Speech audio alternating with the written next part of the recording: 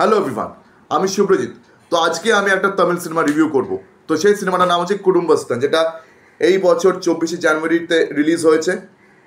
তো তারপর থেকে এই সিনেমাটা, এটার ওয়ার্ড অফ মাউথ এত পজিটিভ ছিল যে লোকেরা কিন্তু এটা ভরে ভরে দেখেছে। অ্যান্ড প্লাস এই সিনেমাটা কিন্তু বক্স অফিসে একটা ব্যাপক সাকসেস হিসেবে প্রমাণিত হয়েছে।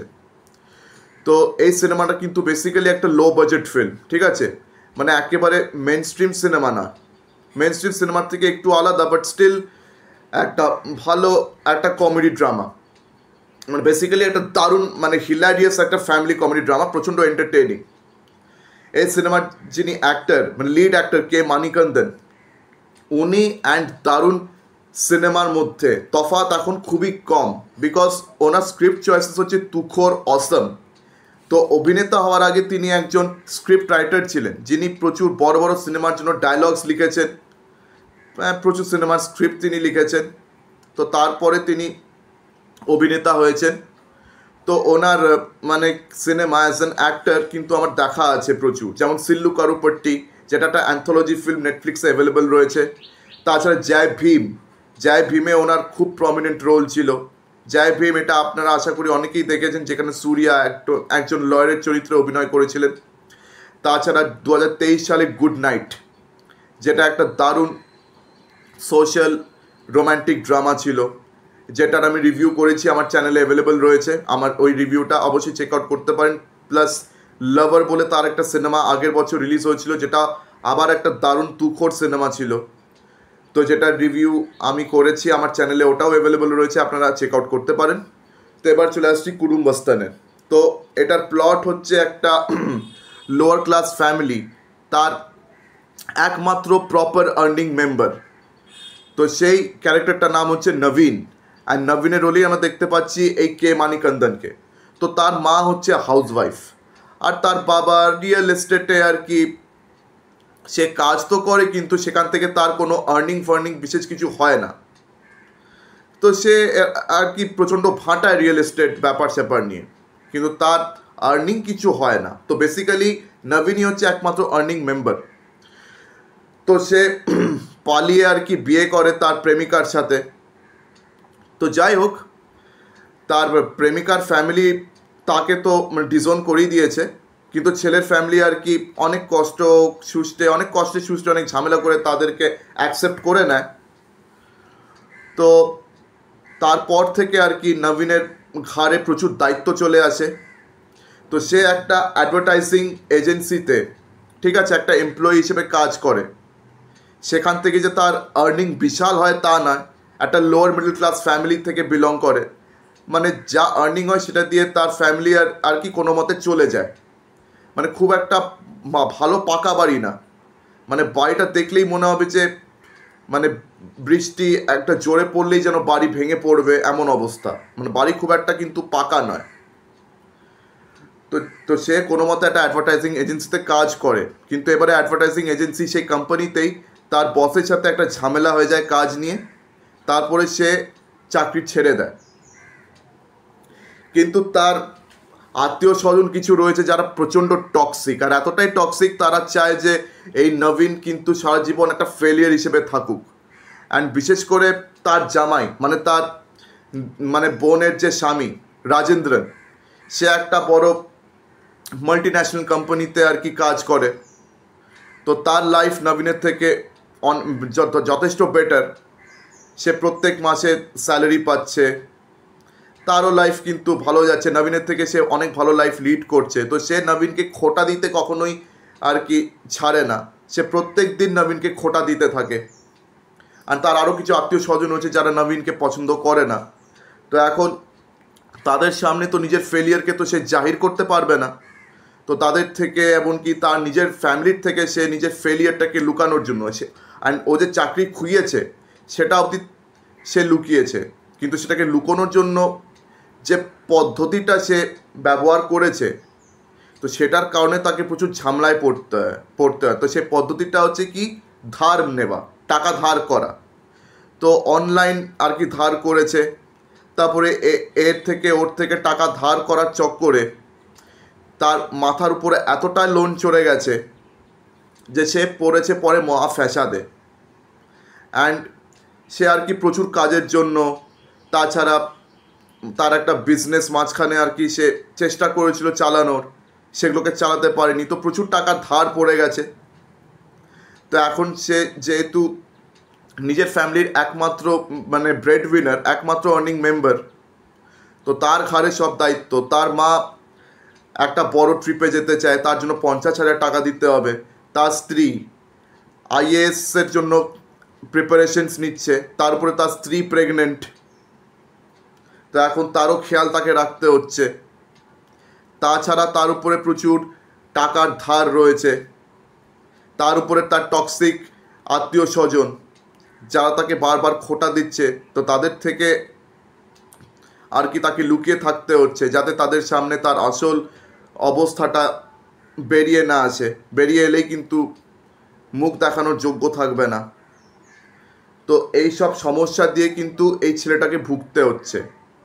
তবে এই সিচুয়েশনসগুলোকে অনেকটা হিলারিয়াসভাবে দেখানো হয়েছে, মানে যথেষ্ট হিলারিয়াস, যথেষ্ট হিউমারিস্টিক এন্টারটেনিং ওয়েতে দেখানো হয়েছে। মানে সিচুয়েশন খুবই কড়া, ঠিক আছে, সিচুয়েশনটা খুবই কড়া, খুবই বাজে, কিন্তু সেই কড়া অ্যান্ড খুবই বাজে সিচুয়েশনটাকে খুব মানে হিলারিয়াস ওয়েতে বা কমিক ওয়েতে প্রেজেন্ট করেছেন এই ডিরেক্টর। তো যিনি ডিরেক্ট করেছেন উনি কিন্তু দারুণ ডিরেকশন দিয়েছেন, অ্যান্ড স্ক্রিপ্ট কিন্তু অসম ছিল বস। স্ক্রিপ্ট অসম ছিল, স্ক্রিন প্লে অসম ছিল, প্লাস অ্যাক্টিং পারফরমেন্সেস সবারই দারুণ ছিল। তো এই মানিকান্দনের কিন্তু চয়েস দারুণ ছিল, অসম ছিল। অ্যান্ড বিশেষ করে কিন্তু এই সিনেমার সঙ্গে আমাদের ইন্ডিয়াতে প্রচুর ফ্যামিলি মেম্বার্স কিন্তু রিলেট করতে পারবেন। মানে আপনাদের মধ্যে এরকম অনেকেই আছেন যারা আর কি নিজেদের ফ্যামিলির একদম সোল ব্রেড উইনার। মানে ধরুন আপনি আপনার ফ্যামিলির একমাত্র আর্নিং মেম্বার, ঠিক আছে, আপনি আপনার মা বাবার খেয়াল রাখছেন, আপনার স্ত্রীর খেয়াল রাখছেন, সবার খরচাপাতি আপনাকে দেখতে হচ্ছে। তাছাড়া আপনি যেখানে কাজ বাজে যাচ্ছেন সেখানে প্রচুর ঝামেলা আপনাকে পোয়াতে হচ্ছে, প্রচুর ঝামেলায় আপনাকে পড়তে হচ্ছে। অ্যান্ড বাই চান্স যদি আপনার চাকরি চলে গিয়ে থাকে তাহলে আপনাকে মহা ফ্যাসাদেও পড়তে হচ্ছে। অ্যান্ড বিশেষ করে আপনার কিছু আত্মীয় স্বজন যদি তারা টক্সিক হয় তাহলে আপনার ফেলিয়ারের গল্প শুনলেই আপনার উপর হামলে পড়বে, তারা মজা পাচ্ছে আপনার ফেলিয়ার দেখে। তো এরকম ফ্যামিলি মেম্বার্স বা এরকম পরিবার কিন্তু আমাদের দেশে প্রচুর রয়েছে, ঠিক আছে। তো আপনাদের মধ্যেও নিশ্চয়ই এমন অনেক লোকজন রয়েছে যাদেরকে এই দৈনন্দিন জীবনে আর কি সাফার করতে হচ্ছে। তো যা যা প্রবলেমস এই সিনেমাতে দেখানো হয়েছে প্রত্যেকটাই কিন্তু প্রচণ্ড রিলেটেবল। মানে এই সমস্যা দিয়ে কিন্তু প্রত্যেকটা মিডল ক্লাস ফ্যামিলির ছেলে মেয়েদেরকে মোর অর লেস যেতেই হয়, কেন আমাদের মানে সবারই আত্মীয় স্বজন এতটাই টক্সিক হয়ে যায়, এতটাই টক্সিক যে তারা আমাদের সাকসেসকে তো হ্যান্ডেল করতে পারবেই না, বরং আমাদের ফেলিয়ারের গল্প শুনলে তারা খুব খুশি হয়। তো এরকম অবস্থা আমাদের অনেকেরই আছে, তো আপনাদেরও নিশ্চয়ই এরকম অবস্থা রয়েছে। মানে বেশিরভাগ আর কি ফ্যামিলি মেম্বার্স, মানে বেশিরভাগই আর কি আমি বলছি, সবার না, মানে কারো কারো অবস্থা এর থেকে ভালো হতেই পারে, কিন্তু অনেকের মানে অবস্থা তো এরকম আছে না, বিকজ আমাদের দেশটা মিডল ক্লাস বা লোয়ার মিডল ক্লাস ফ্যামিলিদের দেশ। আমাদের দেশে কিন্তু বড় লোকের সংখ্যা খুবই কম, মানে আমাদের দেশটা প্র্যাকটিক্যালি একটা গরিব দেশ। তো এই জন্য এরকম ফ্যামিলির কিন্তু কোনো কমতি নেই, যেখানে আর কি প্রচুর টাকার ধার রয়েছে মাথার উপরে, কিন্তু সেই ধার শোধ হচ্ছে না। তার উপরে ওই ধরনের আত্মীয় স্বজন রয়েছে, তার উপরে পরিবারের মানে অনেক ব্যাপার স্যাপার রয়েছে। আপনাকে বাড়ির ছাদ ছাড়াতে হবে, আপনার মায়ের অনেক স্বপ্ন রয়েছে, বাবার স্বপ্ন রয়েছে, আপনার বাড়িতে একটা প্রেগনেন্ট স্ত্রী, সবার খেয়াল রাখতে হচ্ছে। তো এই লোন নেওয়ার চক্করে এই ক্যারেক্টারটা প্রচুর আর কি হিলারিয়াস সিচুয়েশনে গিয়ে ফেসে যায়। তো যাদের থেকে সে লোন নিয়েছে এখন তারা তার পিছু করছে যে আমাদের পয়সা ফেরত দাও, তো সে এখন কোনো মতে মুখ লুকিয়ে তাদের থেকে পালিয়ে বেড়াচ্ছে। তো এরপরে মানে কি হবে, এখন সেই সিচুয়েশন থেকে কি বেরোতে পারবে, সে কি পারবে এই সমস্যাগুলো সমাধান করতে, নাকি এই সমস্যাগুলো নিয়েই তাকে সারা জীবনের মতন আর কি মরে যেতে হবে। মানে কি হবে না হবে আমি এন্ডিং কিছুই বলছি না, বিকজ ওটা জানার জন্য আপনাকে সিনেমাটা দেখতে হবে। তো বেসিক্যালি এখানে যে প্রবলেমসগুলো বলা হয়েছে সেগুলো কিন্তু প্রচণ্ড রিলেটেবল প্রবলেমস, আগেই বলেছি।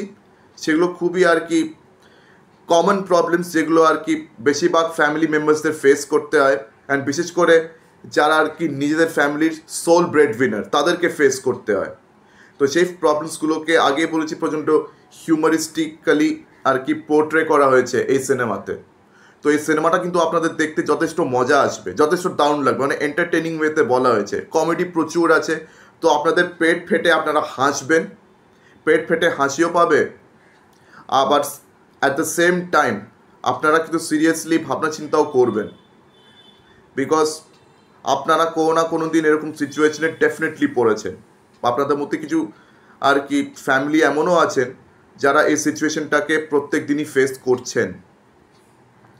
সো এটা কিন্তু আপনাদের দারুণ লাগবে। অ্যান্ড প্লাস আগেই বলেছি সিনেমাটা কিন্তু আপনারা হিন্দিতেও দেখতে পারেন, এটা কিন্তু প্রত্যেকটা সাউথের ল্যাঙ্গুয়েজে অ্যাভেলেবেল রয়েছে, প্লাস হিন্দি অডিওতেও অ্যাভেলেবেল আছে। তো Z5 থাকলে আপনারা Z5 থেকে ডিরেক্টলি দেখতেই পারবেন, আর না থাকলেও আপনারা টরেন্ট থেকে ডাউনলোড করে দেখতে পারেন। তো আপনাদের মধ্যে যারা যারা অলরেডি এই সিনেমাটা দেখে ফেলেছেন আমাকে কমেন্ট সেকশনে অবশ্যই জানাতে ভুলবেন না যে আপনাদের কেমন লেগেছে। আর যারা যারা এখন দেখেননি আমি আপনাদের সাজেস্ট করছি অবশ্যই দেখুন, ঠিক আছে? অবশ্যই দেখুন, এই সিনেমাটা আপনাদের অবশ্যই দেখা উচিত। তো আমার ভিডিওটা আমি এখানেই শেষ করলাম। আমার ভিডিও ভালো লেগে থাকলে অবশ্যই লাইক করবেন, বেশি বেশি করে আমার ভিডিওটি শেয়ার করবেন, আর তারপরে কি করতে হবে আপনারা সবাই জানেন, আমার চ্যানেলটিকে সাবস্ক্রাইব করতে হবে। তো আজকের দিনের মতন বিদায় নিলাম, চোখ রাখুন পরবর্তী ভিডিওতে। ধন্যবাদ।